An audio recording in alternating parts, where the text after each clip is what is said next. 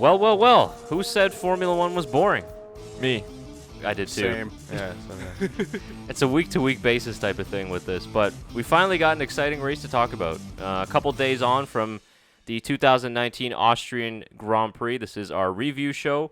So we've had a couple of days to digest all the events, gather all the opinions from experts and fans, and we're here to break it all down. And we got to start by congratulating Red Bull and Max Verstappen on what was... No, not Red Bull, just Max Verstappen. Well, I mean, you got to give Red Bull some props, no, too. Pierre Gasly did not perform well. That's true. I probably wouldn't give him props, but yeah, the Red Bull team, except for Pierre Gasly, Maybe. Poor guy. yeah. Not really.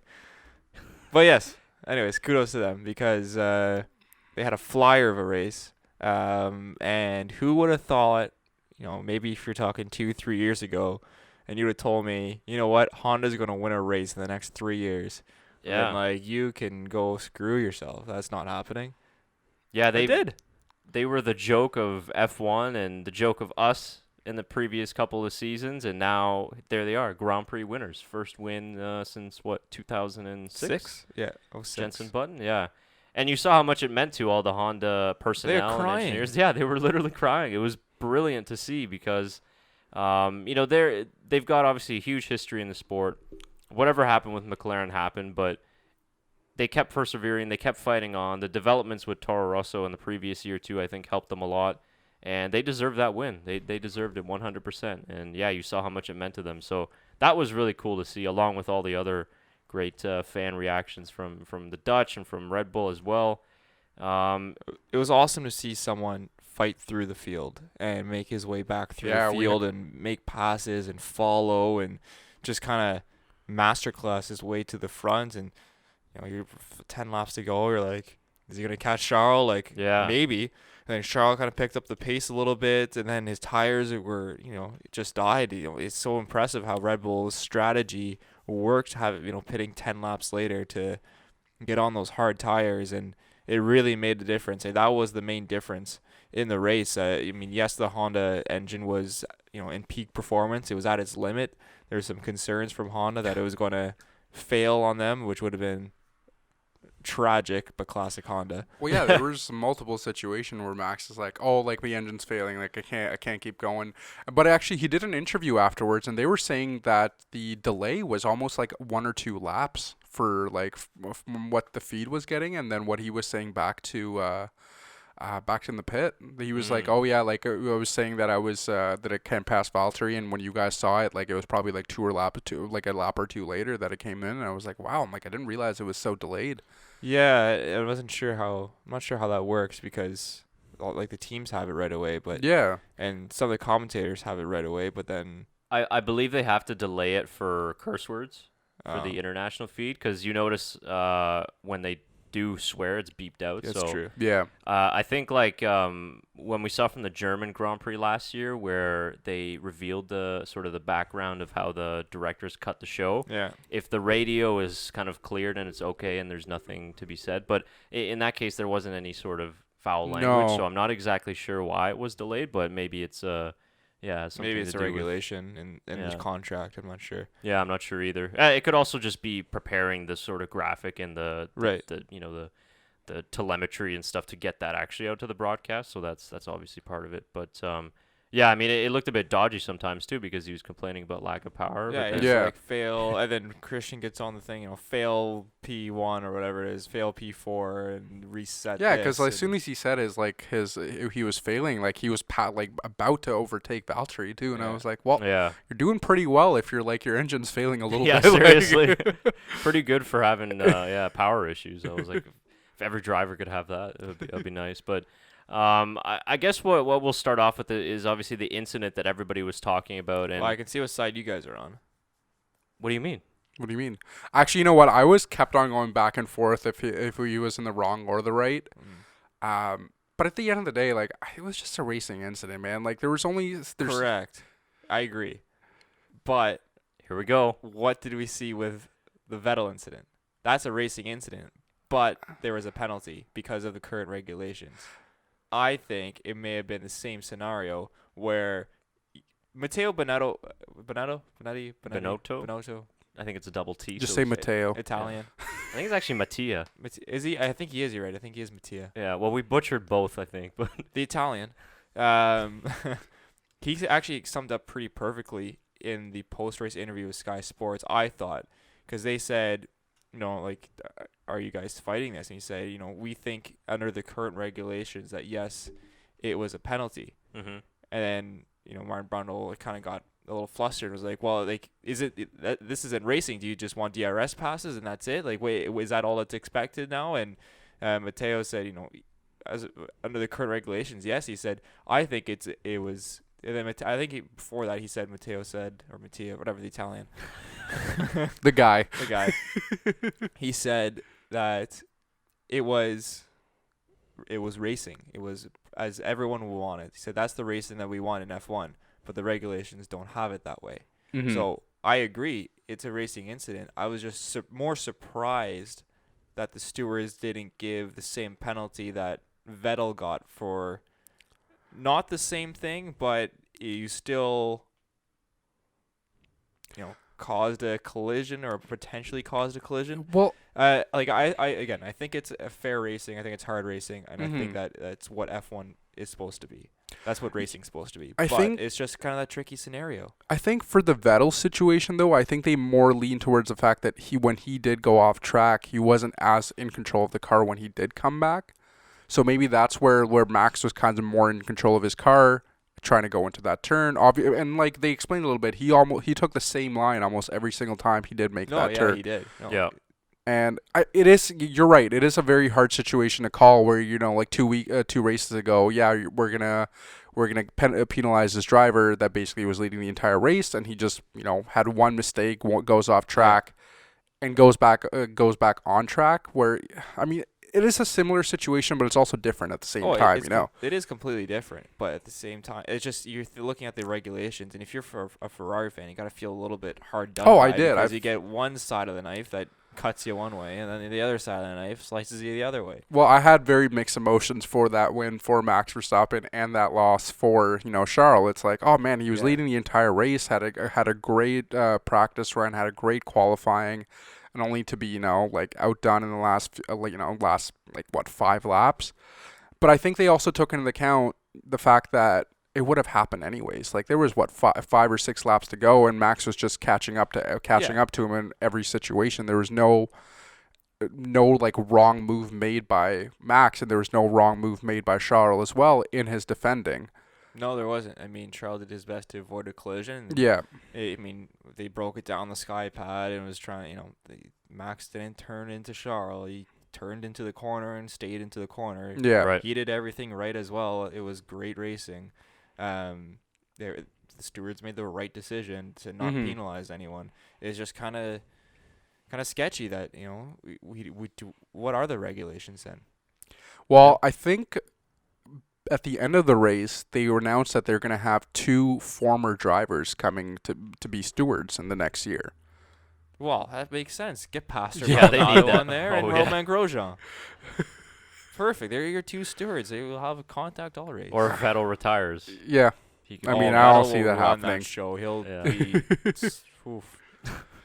I think you guys bring up a lot of good points, and that was my initial reaction too. Was I honestly thought it was going to be a penalty, judging on what we saw in the past 3-4 weeks. Exactly. I was sitting on Twitter, refreshing every 2 seconds to see what would happen, and there was a lot of fake ones that were coming out, and I was like, man, there was. Come on. Yeah, and we're not even just talking about Canada when we look at Ricciardo's 2 penalties in France. Yeah. Now, which were penalties. Yes, and I do understand people are going to say, well, they're all different penalties. Yes, they are, because we're looking at. In the case of Ricciardo and Vettel, we're looking at a re-entry onto the track, pushing another driver off track. Okay, so it's different. You still push Charles off track. Correct. So you didn't cut the corner to.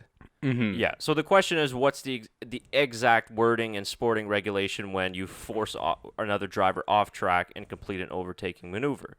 Now, I thought that considering the FIA standards, what you were saying, that's just going to be penalized because there was contact.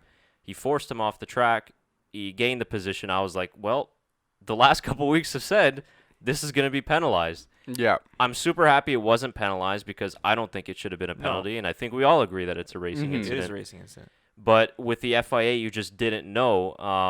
Now, I think that what you were saying, too, was that the fact that he didn't open the steering, he kept it full lock going into the curve. Because what people need to understand going into that turn 3, it is at the peak of the height of elevation. Yeah. And it's off camber. And while you're turning in, you're just hitting the apex. Yeah. And that apex is still a little bit downhill. So there's only a certain amount of lock that you can put into the steering wheel. And the car is going to drift a little bit to the left. He didn't do a Nico Rosberg and not turn into I'm glad you brought that up. Yeah. Is that what you're going to go with? Yeah, because I have a couple examples of stuff that should be penalty or things that Charles Leclerc could have done. And I'm glad you brought that up again. If we can't obviously show it, but maybe we can show the screenshots of when Rosberg just didn't turn in to the corner and he pushed Hamilton off the track. And it's clear. He kept the steering wheel to the straight.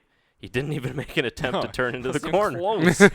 He turned more left than he did right. Yeah, and the best thing after that was Rosberg fans, Hamilton fans in the next couple races, they put up signs for Lewis. They're like, Lewis, turn right here, or Nico, turn right here. Yeah, don't forget to turn right.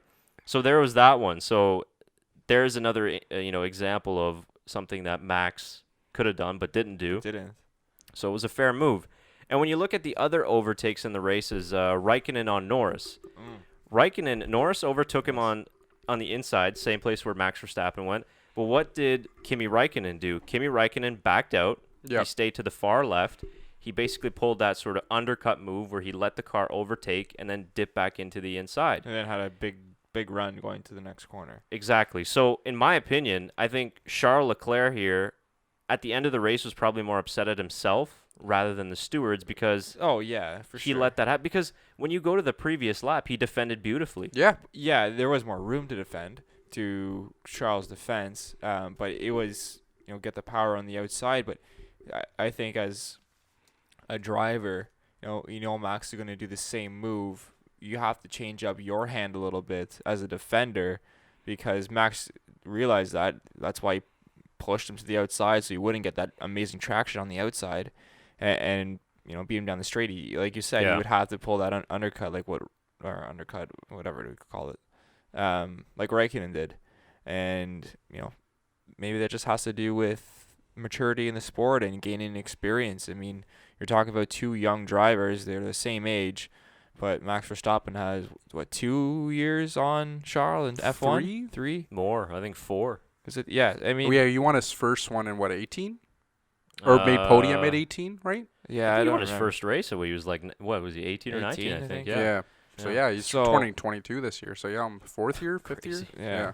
So, I mean, that 3 years of experience in F1, I think, was the main factor in what strategy we saw with attacking and defending. Yeah. And I think what Leclerc should have done, obviously easy to say now that everything is done, but what he did the previous lap, he positioned the car a little bit more into the inside, and he really blocked the only overtaking line. But what he did in the lap that eventually Verstappen got by him was he left way too big of a gap. Yeah. And at the end of the day, if you're Charles Leclerc, you can't expect the stewards to penalize that because you left a huge door for Max to just walk right into. Well, I think Max spotted it too because he did have late braking into that corner, and you saw a very sharp turn to get into that right lane to make that corner. He spotted it right away. He noticed a mistake, and like Tyler said, it's being a mature driver, being in it longer than Charles to spot that and make that quick move to make it happen. And I don't want to say that Leclerc anticipated the contact or kind of drove himself into that situation. I don't think he did. No, I don't think so either. I think that he made that mistake of going out too wide to that left-hand side because that's really, you can't really overtake on the outside because you're going to be running off track. Yeah. And it's the dirtier side of the track. So, again, what you guys are saying too, I agree. I think that with more experience, Leclerc will know that for next time, I'm just going to position my car here because this is the only place that he can overtake me. And, who knows? Like, Max was on the charge, but it's kind of a bit more difficult to overtake in other areas of the track, although turn 4 it's a possibility. Turn 3 and 4 are really the only options, right? Yeah. You can get the DRS overtake after turn 1. Yeah. If you're pretty ambitious, you could go maybe 9 or 10. We saw Ricardo get by Hülkenberg. I think it was turn 7 or 8. Yeah, one of those left-handers. Mm-hmm. But I think at the end of the day, Ferrari, they don't really have nobody to blame but themselves. I was honestly shocked that Max Verstappen won that race. Oh, it came out of nowhere. Shocked. Like after the first lap. Well, that's the thing. Going into the race, you're like, oh, he has a great shot, and then after the first 10 seconds, you're like, ooh, it's looking bleak for him now. But simply just put on a masterclass. Yeah, it was a beautiful drive. Everybody, like you said, everybody thought after the first lap it's not really going to happen for him. He's not making podium, and then he just zoned right in to make it happen for him. It's his best drive in Formula 1. Oh, absolutely. I have to say it's the best drive I've ever seen in all of Formula 1. No. For me, false. it is. No, that's Jenson Button in Canada. Okay, yeah. I don't remember watching that race, so got you on that one. But I'll still go with Max. Okay. I think for me anyway, I know a lot of people say maybe it's Senna and Donington, similar situation where he stalled, or Michael Schumacher in Barcelona, but everybody will have their own thing. I'm just saying maybe we could say in the modern era that was the best drive that I've ever seen. The reason the modern era is in a V6? Modern era of as in the 2000s.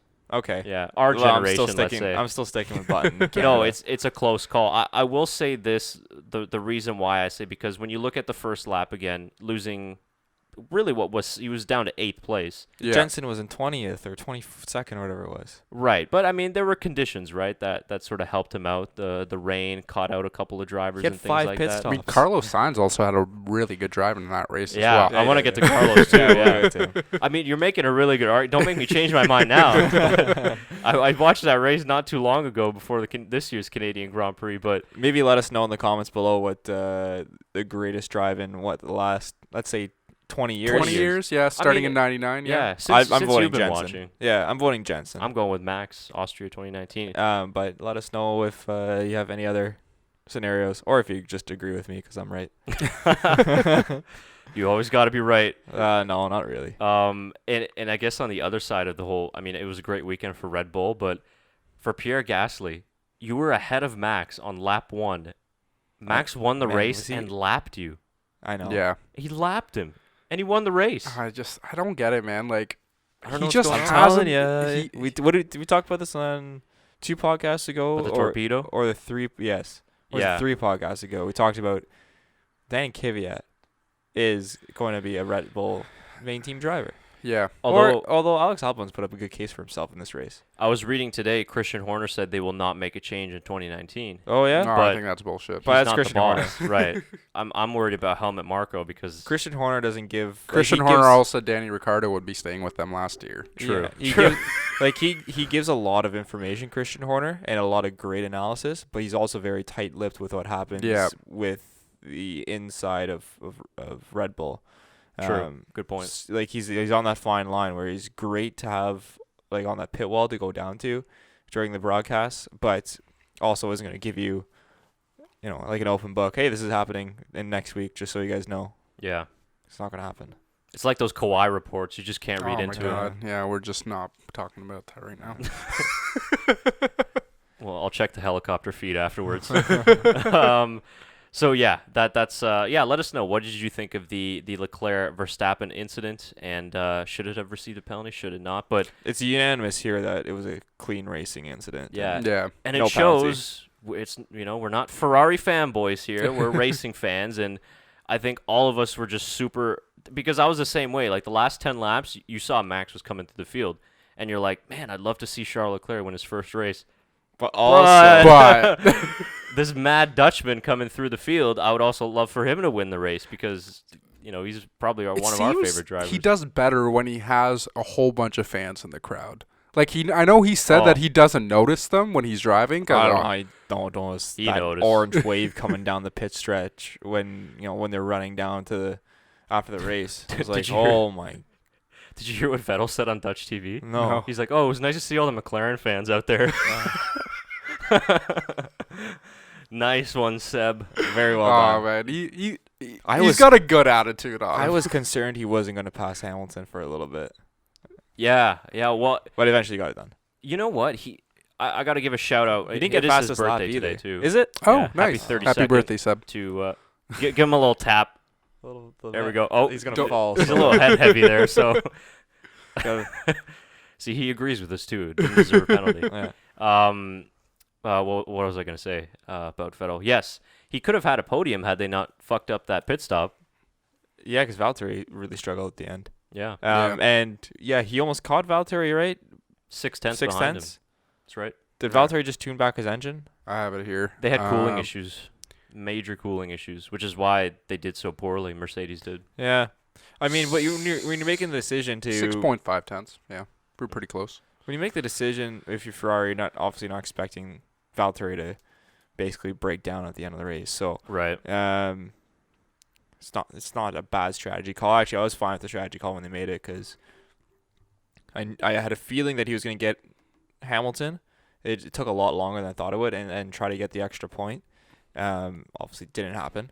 But you can't fault them. They had really nothing to lose there, and they didn't lose anything either. They had the same amount of points. Again, you can't rely on Valtteri's engine crapping out. So, yeah, right strategy call by Ferrari there.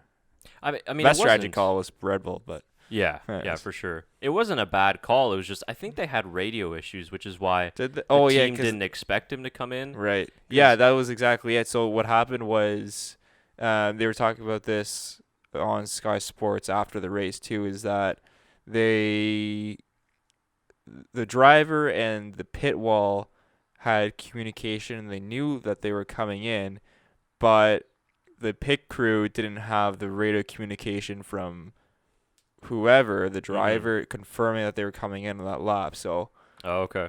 It was scheduled, but the team didn't know until like the final they second. saw Vettel coming in. They're like, oh, what's going on here? They did a good job. It wasn't as bad as Ricciardo in Monaco, where he was sitting there for 25 seconds. Where are the tires? But it still wasn't great.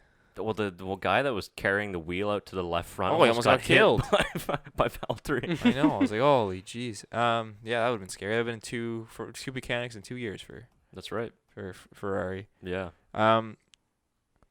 Yeah. Let's get on Sainz because you were talking about this, Shaker, on how. He started in 18th impressive. place, man. Like, and to come up in 6th at the very end, like, just an amazing drive over. He was 9th, wasn't he? Was he 9th? I think Norris was 6th. Who am I thinking of then? Sainz still had an amazing drive. You're right. Or sorry, Sainz was 8th. Norris was 6th. Oh. Yeah. I just added the one at the beginning just because I wanted to. No. Sainz? Unless I got the wrong ones, but... Yeah, I'm looking at starting right now. Sainz starting in 19th, boys. Oh, 19th. Pierre Gasly was 8th. Right, yeah. No, but that's what you said originally, right? Yeah, you said... I said 18th. Oh, close enough. Okay. Yeah. Same thing, really. Pretty much. Anyways, yes, he had a fantastic drive to finish in 8th place at the end. Could have been driver of the day, really. No, driver of the day was Robert Kubica. Yeah. Which was a technical fault, by the way. No, it was still Robert Kubica. I think driver of the day was Max, right? Everyone had Max. Yeah, I think it was like 71 or 72% voters voting for Max. But yeah, like he's definitely up there as one of the drivers of the day. He had just unbelievable drive to come back from 19th place. I think Max last year did that at one point. I think he went from 8th to like 5th or 6th last year. I think it was at the U.S. Grand Prix. I think he had a similar scenario with some penalties, and I remember that one. I'm really excited about McLaren because they have two fantastic drivers. Carlos Sainz is really coming out of his shell this year. Lando Norris is having a phenomenal rookie season. And McLaren's slowly developing. I think we're going to see maybe a top 4 coming here shortly. And depending on what Renault can do. I mean, they should have pretty sure they're still in 4th place right now, aren't they? Yeah, they should be. I think they have a 20-point gap now with that double points finish. But I think that, a year or two away, maybe McLaren we're talking about as being in the top 4 battle. If they keep that driver lineup and they keep the ambition stay on track. That driver lineup's going to be there for a while. I think so too. I think they'd be silly to get rid of Sainz. And I'm sure Red Bull are kicking themselves right now because how well would Sainz do in that Red Bull car? I mean, he'd be up there with Max as well. So they got to be kicking themselves because they're losing a lot of points because they let him go to Renault last year. And Renault's kicking themselves too. I think Carlos Sainz was always meant to go to McLaren, being in the shadow of Alonso. Yeah, that's a good point. Yeah, that's a good point. It's just a good point. No conversation on it. Moving on. Just a really good point. No, but I do agree, and I think we said this before too. Kind of moving away from that Alonso. I don't even know what you would call it. Partnership. The saga, the Alonso saga, since the whole Honda thing. It's been a good step forward for them, and they've been able to kind of invest in this future of the young drivers, and they've probably been able to accomplish a little bit more without having. I mean, Alonso is such a strong character, right? Yeah. I think with these two guys, it's a bit easier to work with because they're new, they're younger. I think Lando's going to be like Fernando. He's a handful. He is. I can already tell. But he's got a lot of talent. And, I mean, he looked pretty good racing Lewis Hamilton. He did. Even though he lost a ton of places afterwards, but I loved it. No, he's going to be something special. I'm excited to watch him race. Yeah, maybe we should race him online one day. Yeah, probably he does do that. He's really involved in social media as well, as what I've noticed, and not in like it's weird. It's the young not in like not in a bad way too. Like he has fun with it. He has fun with it. Like he doesn't like try to start shit. Like he literally, I think with the Daniel Ricciardo like situation, if you like in the last race when he didn't realize he was in the points, he was laughing. He was like, this is just great. Like it's just a great joke in general to come from Daniel Ricciardo, and it's nice to see that, like there's a competitiveness in the drivers, but there's also like a sense of friendship as well. Yeah, good banter. Yeah, very good banter sometimes. It's like the new it's this new generation, right? All these young kids are coming through, and they've been racing each other for forever. I mean, during the broadcast, we're talking how Charles and Max raced each other together, when they were 12 or something like that. Yeah. Which is not that long ago. We're like, oh, it's such a long day. And they're like, oh, no, wait, that was 8 years ago. And we see it on track battle, and I think that's kind of a little taste of what we're going to see for future world championship titles. Yeah, is Verstappen versus Leclerc, and then throw in whoever else coming up in that mix as well. But that was kind of one of those. Hamilton and Vettel kind of didn't do so well. They slid down the order, and the new generation sort of took center stage and said, here you go. This is what we have excited. This is what we're looking forward to in F1. Yeah, exactly. And they did it well. And hopefully they save F1. Yeah, it was youngest ever front row. So yeah. Would it be youngest ever 1-2 then? Yes, I would presume. Yeah. I would assume so. Yeah, front row and then finish too, because they got back to the order that they were in. But the future looks bright. Mm-hmm. And another young guy too you can throw in there is George Russell. And we haven't talked much about him because of his car, but it's not his fault. But he's pulling off some good overtakes on Kubica and in Austria, in the Haas, he was trying to overtake Magnussen. I was like, is that a Williams? The race pace was actually not too bad. They're improving.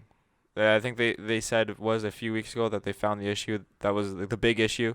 Yeah. And they're slowly going to start improving it. And, we're going to see them being a little more competitive, which is nice. I don't think they got the fastest pit stop again this week. They did. They did? Kubica again. Oh, my goodness. They're on a roll. 2.02. That's slow. What was it? What was it? 1.98 last week? That's right. Get slow better for their standards. They're going to get better. I'm really hoping for Williams. We haven't talked about them a lot this year. Kubica, I don't see coming back next year.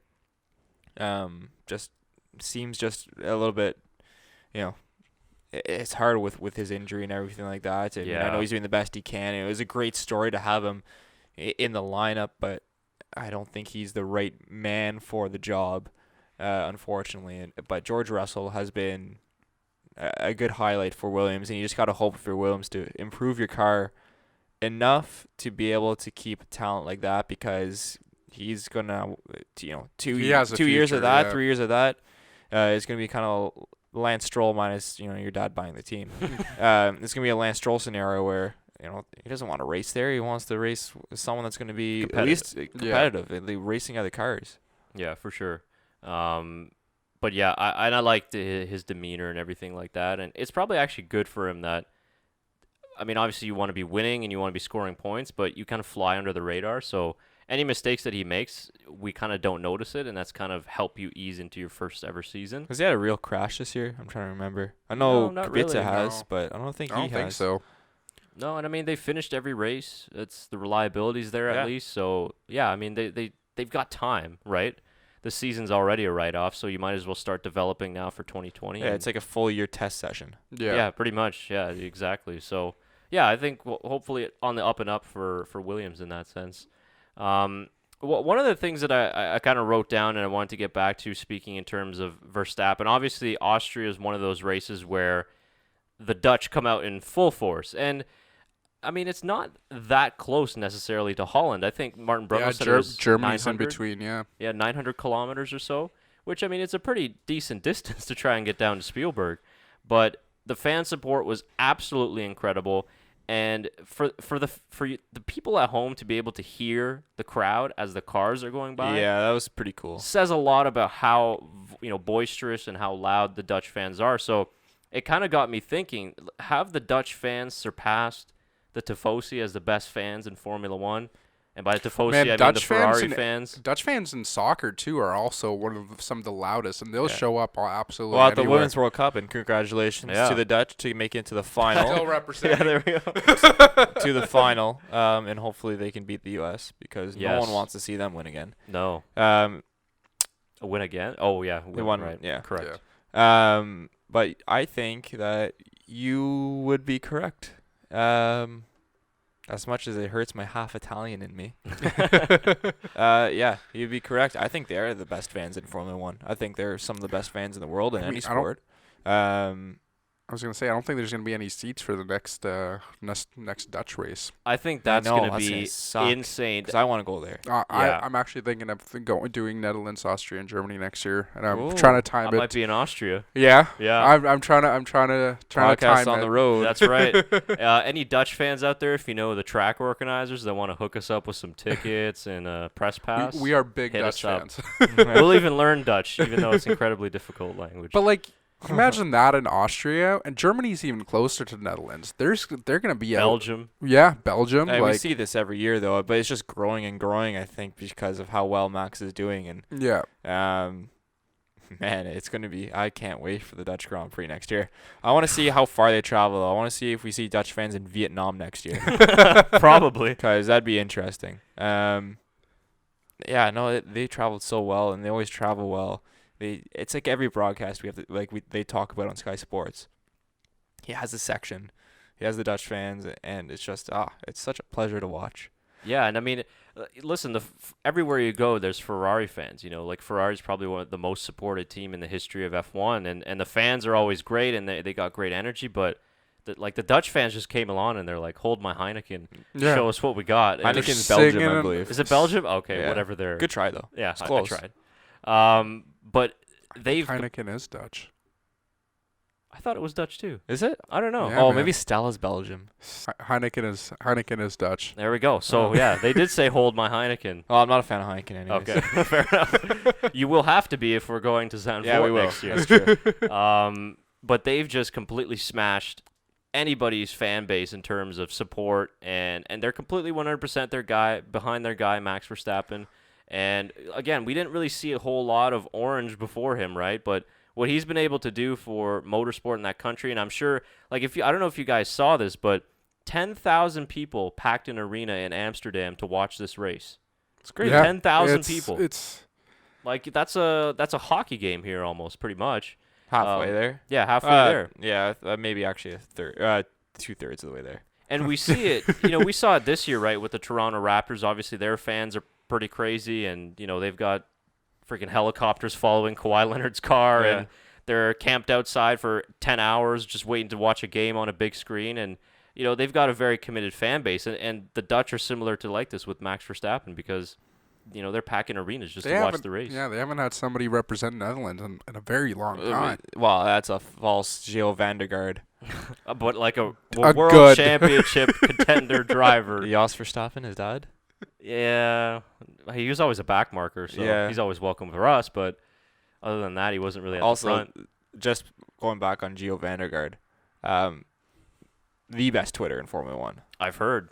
The best Twitter in Formula One. And, absolute beauty. Yeah. I'm going to need to follow that. Yeah, he's hilarious. So it's nice. I think it's great for them, and the support that they show really brings a lot to the product, I think, of F1, and they've got themselves a Dutch Grand Prix now, which is great. So I can't wait to see what that's going to be like. They better have security and logistics all figured out because it'll be pandemonium. Well, you don't hear a bad story about like the Dutch fans doing this after the race, and the Dutch fans doing they're they're very nice people. Yeah, very nice people. And I think it was the same thing with the 2014 FIFA World Cup. I'm talking about this because I'm wearing the jersey right now. But it was the same thing. They showed up in a sea of orange, and even though they lost, they were still supporting all the other teams for them to do well in the next game.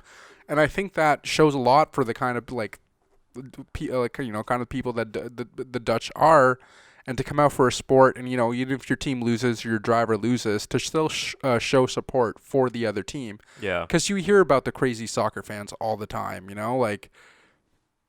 They're known for it, and it's really nice to see a fan base like that to come out and show support for the driver and not have any bad stories afterwards.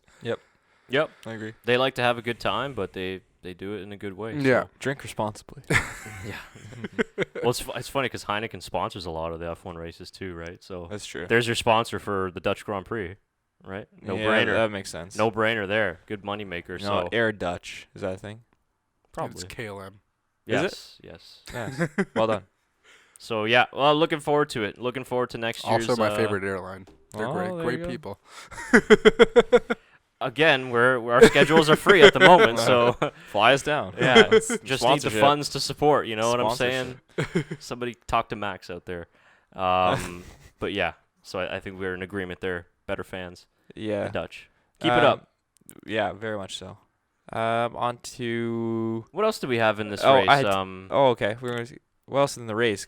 Well, I guess just to quickly wrap up on the Austrian Grand Prix, Haas had probably their worst weekend of the season. Yeah, it was bad. I was actually going to mention Williams. what's happened to Haas this year, just in general. I don't really know. Nothing's really changed, but they have to. Everything's changed. No, I think they have to be bad so that the Netflix series can be good to make up for the poor 2019 season. True. So That's true. This is just going to be like Gunter Steiner will have his own Netflix series just on this season. I think he should just make his own YouTube channel. Yeah, right? That'd be good. There's a great sort of parody Twitter account on him, and it's just like really funny quotes. Like one of the parody tweets after the Austrian Grand Prix, they're like, "Oh, what did you think of the Austrian Grand Prix weekend?" He's like, "I fucking love the schnitzels." Yeah, I just love. He's great. He's a great character after last year's series. But I don't know what's going wrong with him. Who else did we mention? Alfa Romeo had a great race, double points finish. Yep. And shout out Antonio Giovinazzi. I actually was supposed to wear, I'm remembering now. I wanted to wear my Italian jersey because Giovinazzi got his first points and he cut his hair off. That was what? Yeah, that was the thing. He had a bet where once he scored his first points, he would cut his hair off. Damn. So look for a different Antonio Giovinazzi next week. Maybe he'll be lighter. I don't know. Maybe he'll be faster. Find a 10th or 2 here. Yeah. But him and Raikkonen had a fantastic race, and so did Alfa, so good for them. Racing Point didn't do too much. Not their strongest track. Toro Rosso didn't really do that great either. I mean, Renault. I think we already. We gave a quick touch on them. Yeah. But just again, not the disappointing. greatest weekend. Yeah, and they lost some ground there to McLaren now in the constructor standing. So that's not a good weekend for them. So speaking of works manufacturers, yes, you had some news for us. I do have some news, and it's Porsche in F1. They were developing an engine for 2021. Trying to see if they could, get into the sport and how much it would cost, and developing not only the V6 engine for the F1 car, but for their road cars as well, and kind of using the same engine. But it was an F1 spec engine. Only problem is with the 2021 regulations, the MGU-H, the turbo. That's the turbo one, right? Yes. Yeah, it is. Yeah. I think so. There's some debate whether that's going to be in the 2021 engine, of course, as we all know. And it's a lot of money to develop, and Porsche, it looks like they have dropped out of their idea to come into 2021 because there is no biting from other teams to have a an engine without an MGUH. So the team said, well, why not? Let's just keep it. The teams that are in F1, I should say, let's just keep it, which, obviously hurts the works manufacturers are trying to get into F1. So it looks like as of right now, no Porsche for 2021 or for a little bit in Formula 1, which is too bad because it looked like that was our best chance of getting another works Formula 1 team. I mean, they do have their Formula E team that they're working with and they're doing great strides with that will start next season. Yeah, I was going to say, I would have loved to see another German manufacturer into the F1. Yeah, it would have been great. Audi's in the same scenario. Obviously, it's their sister. Same company, pretty much. And, I mean, they're going to be working on their other projects. So, unfortunate news coming from Porsche, and hopefully that changes. But we'll see. Yeah, I think a lot of 2 years, a lot of the team, Aston Martin was rumored, but they're not going to happen. They focus more on WEC. I think we talked about that in the previous episode. Yeah. About Max wanting to do Le Mans, so they focused on that. And with this news with Porsche, so the 2021 regulations, they delayed them the whole settlement for the rules and regs for 2021. So I don't know. I don't really think we're gonna see massive changes necessarily. We're not gonna see a works team come in. I think if you're gonna see any team come in, it's gonna be an independent team that will use and buy engines off one of the works teams that are in there right now, which is too bad because I would like to see Porsche, Jaguar, Aston Martin. Just more teams. More teams in general would be nice, but more of everything. 24 cars on the grid, 26 would be nice as well. Yeah, 2 more teams would be nice. 2 more teams would be ideal. 3 would be perfect. Yeah, I think so. 4 would be awesome, even better, but then perfect. I think we'll have to wait though. 10 would be. Let's make it a NASCAR grid. Make it a NASCAR grid. 40 series. 40 cars on the grid. Oh boy, that would not be good for track limits. Paul Ricard, maybe. Oh my God, could you imagine the traffic? Oh, they'd have to change qualifying. Yeah. It'd just like different rounds of qualifying. Well, like the Red Bull Ring, right? Traffic is a big problem because it's such a short lap. Yeah. So, but we'll see. I mean, we got 2 years. I mean, it's coming up really quick because it's 2 years away. But for the next 5 years, maybe somebody might be able to come in, but. It's expensive, so unless they limit that budget and bring down the spending costs of F1, a lot of these manufacturers are probably just going to want to stay away. Maybe go toward Le Mans or Formula E, something like that. That's a little bit more financially viable. So we'll see. But that's all the news I had. Yeah, I think that's about it for the Austrian Grand Prix, right? I think so. I actually had the F1 power rankings up. I forgot that they were still doing the power rankings. Well, yeah, actually, we might be doing. We could do this like as an independent series, maybe on our channel or something. Because we did this a lot last year. Yeah. In the beginning, and then we just kind of tapered off them. But I was thinking we could just do like our own power rankings, and then we could also bring in the fans and have them vote for the F1 power rankings. Usually silly. Who's number 1? Charles Leclerc. No, it's Max Verstappen. Is it? Yeah. Okay, they got that right. They actually just switched. Kevin Magnussen's They just switched Max and Lewis. Robert Lewis Kubica dropped down. Lewis dropped down one, and Max made up one. And Carlos Sainz actually went up to 3rd, which I'm okay with. Not bad. I'm not too disappointed with the top Magnussen? 3. Doesn't look like he's on here. That is a shame. It's not a power ranking. George Kevin Russell's Magnussen in there though. In the top 5. He's 8th. Okay, that's a little silly. I put him 9th at least. He's actually tied. He's tied with Alexander Albon in 8th. How do you tie in power rankings? How do you have Albon in 8th? No offense. Because he dropped down 2 because apparently he was number 6. He was in 6th. Yes. See, this is what I mean. We got to do our own. What is happening? Yeah. And then Charles went up to 6. Vettel Can you in just read 7th. the top 10? Yeah, No, I'm just curious. Okay, so it goes Max, Lewis, Carlos, Valtteri, Lando, Charles, Sebastian, Alexander Albon tied with George Russell, and then Kimi. How's Giovinazzi not in there? Guy got his first points. Get him in It's the last 3 races. That's how they define it. It is, but whatever. Yeah. So, we'll see. I think that would be a fun one to do because people always have their opinions on that rankings and stuff. True. So, we'll see. Maybe that's a post-summer break. You know what's funny? Giovinazzi is nowhere close. Because they have dropping out on the bubble and like people who dropped out and stuff, and Daniel Kvyat was in the relegation zone last weekend. That's what they call it, the relegation zone. Oh, yeah, my goodness. Out in Q1. And then he's the only other driver with a score of 37 or higher. Though with Sergio Perez, his next closest rival at 36.9, and Daniel Ricciardo coming after that with 36.2. So yeah, it's How still. do they get these points? We just can't agree on this. 'Cause No, like I said, and the points rank is what is that? What is 36? You just have numbers. they Right? do, yeah, they do an average or What is whatever. this, I like don't know. There's the tennis rankings now or something? No, wild. it's weird. Yeah. We'll just do our own, and then we won't have any problems with F1s. Yeah. Who knows what they're doing? We just got to make up our own rules. That's Maybe it. it's paid. Maybe. Give me $25,000 if you put me up to P3 in the power ranking. They should open it for Okay. betting. That's true. Oh There my you go. god. Like fantasy. Match F1 fixing. Fantasy. Yeah. Race fixing. Yeah. But yeah, that'll do it for us in this episode. Leave in your thoughts below on the Austrian Grand Prix in the comments. It was nice to see Mercedes not win a race this season. We had to wait First time. 9 races for that to happen. So, You know what's funny? I think I was reading a stat. Max Verstappen is the only person to beat Mercedes since last year. That's right. That's correct. Since the Mexican Grand Prix? yeah. Yeah. It's been a while. Spot on. So that's, it's Red Yeah. Bull is really stepping up this year. Who would have thought Red Bull would win a race before Ferrari in Yeah. 2019? I did. I I mean, technically, Ferrari should have won in Bahrain, but they didn't. That's true. And in Canada. And in Canada. So, 2-1. 2-1. Technically this race too, so. No, this goes to Red Bull. Third time's a charm, Charles, so don't worry about it. He's in good form, though. I think it's like his 3rd race in a row he's had a podium. Yeah. So, yeah, I mean, we'll see. Silverstone's probably not necessarily going to be a friendly track to Ferrari. This is gonna be a bad race. This is But, gonna be. We'll get to it in our preview, but Yeah, unfortunately, I don't think that this thrilling, exciting race of this year is going to continue on in Silverstone. So we'll see.